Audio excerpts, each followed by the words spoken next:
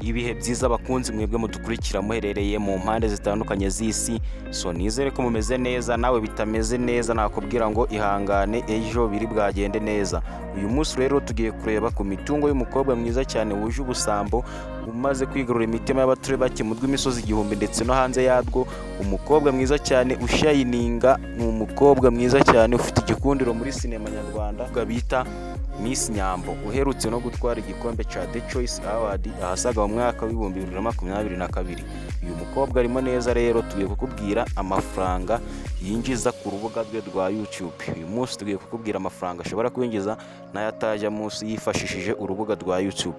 So Miss Nyambo rero ni umukobwa mwiza uzwi n'abaturi bake, akaba afite YouTube ye yitwa Miss Nyambo, ikurikirwa n'abarenga 190 by'abasubscribers. Urumva ko aba bantu atari bake.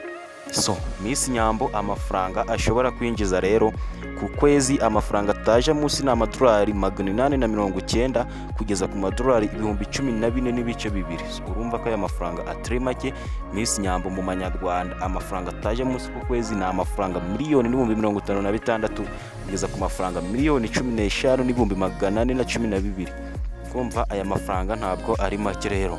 Ku kwezi rero amafaranga Nyambo yinjiza nayo ngayo. Ku mwaka dore amafaranga Miss Nyambo atajya munsi.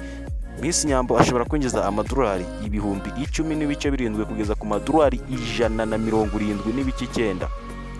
Aya mafaranga mu mafaranga y'u Rwanda ni 1,11,400 kugeza ku mafaranga 1,174,651. Kumva ko aya mafaranga atari make. Ku kwezi Miss Nyambo ashobora kwinjiza views 3,560,000. Izi nizo views Miss Nyambo atajya munsi ku kwezi. So urumva rero ko aya mafaranga atari make. Miss Nyambo ni umukire cyane, urubuga rwa YouTube rufatiye benshi runini kandi ruriyubashe. Rero nawe ushaka wagerageza, YouTube ihemba neza kandi bamagatubutse, itunze abayikora neza. Abakora umurimo mwiza wa YouTube bose barya kuri aya mafaranga.